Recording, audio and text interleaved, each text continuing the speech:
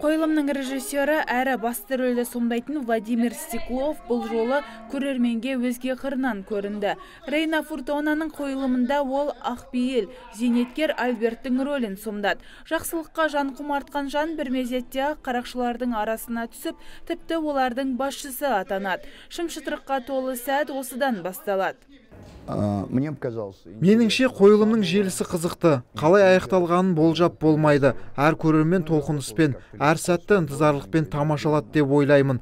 Қойылымды сахналау қиын болмады. Әр әртіс өзіне берілген тапсырманы жақсы орындады. Театрдың негізгі құрамында 50 әртіс бар. Шымкентке келген таланттылар көрермендерді бауырамаққа бар өнерлерін салды. Әртістік қабілеттерімен қатар хореографиясымен де ерекшеленді.